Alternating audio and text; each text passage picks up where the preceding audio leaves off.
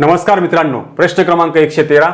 दोन व्यक्ती पी व क्यू ज्यांचा एकूण पगार 35,000 रुपये आहे ते अनुक्रमे 75% व 80% पगार खर्च करतात. जर त्यांच्या बचतीचे गुणोत्तर 5:3 असेल तर पी चा पगार क्यू पेक्षा कितीने जास्त असेल.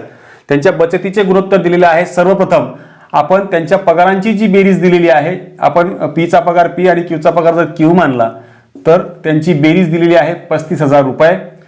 त्यात पी जो बचत करतोय, पी ची बचत त्यांनी टक्क्यांमध्ये दिलेली आहे, म्हणजे 100% पगारामधून तो 75% जे आहे ते खर्च करतो, म्हणजे त्याच्याकडे 25% रक्कम जी आहे ती तो बचत करतोय.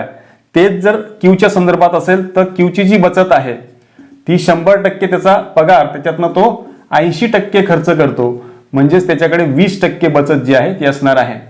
आणि यांच्या बचतीचं गुणोत्तर दिलेलं आहे, म्हणजेच पी ची जी बचत आहे म्हणजेच पी चे 25% आणि क्यू चे 20% यांचा जो गुणोत्तर आहे ते दिलेला आहे 5:3, म्हणजे 5/3.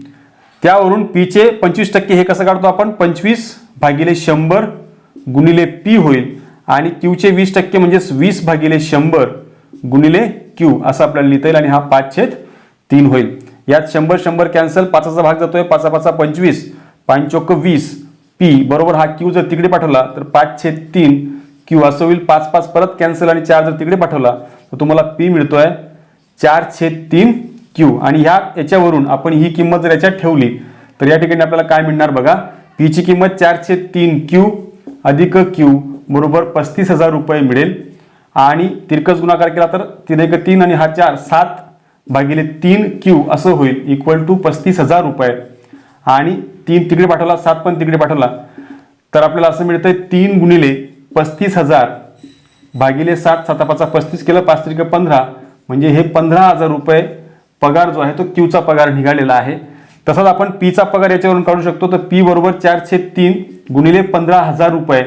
यावरून जर 3ने भाग दिला, 3 5 15, 5 चोक 20, पी चा जो पगार आहे तो सुद्धा आपल्याला मिळालेला आहे 20,000 रुपये. आणि दोघींच्या पगारामधला फरक जो आहे तो आपल्याला त्यांनी विचारलेला आहे. तो फरक कसा काढायचा आहे तर आपल्याला, की पी चा पगार क्यू पेक्षा किती पटीने जास्त आहे, किती रुपयांनी जास्त आहे.